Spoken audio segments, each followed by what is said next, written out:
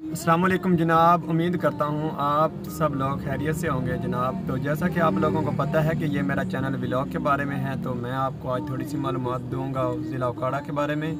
और जिस रोड पे हम खड़े हैं ये लाहौर बाईपास वाला वैसे रोड तो कहते हैं इसे।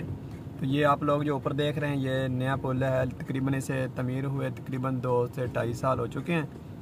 तो यहाँ पे गाड़ियों का स्पेयर पार्ट वगैरह काफ़ी यहाँ पे मिलता है। जैसे यहाँ पे आप लोग देख रहे हैं, आप लोगों को नज़र आ रहा है ये सारी दुकानें स्पेयर पार्ट की, और जो वर्कशॉप वगैरह हैं वो इसकी बैक पे हैं। तो आप लोगों को भी किसी चीज़ की ज़रूरत हो तो आप लाहौर बाईपास दीपालपुर चौक से तकरीबन राइट हैंड पे आता है। ये टोटल 1 किलोमीटर के फासले पे जितनी भी दुकानें हैं स्पेयर पार्ट वगैरह और जो वर्कशॉप है वो भी।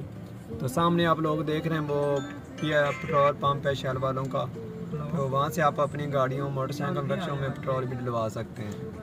अगले मोड़ पे खड़े हैं जितने तक है। ये देखें जी, तो साथ मेरे आए हैं एक भाई साहब हैं और एक ये दोस्त है, और एक हमारे साथ और है वो जनाब इस वक्त मोबाइल का पैनल डलवाने गया हुआ है न्यू।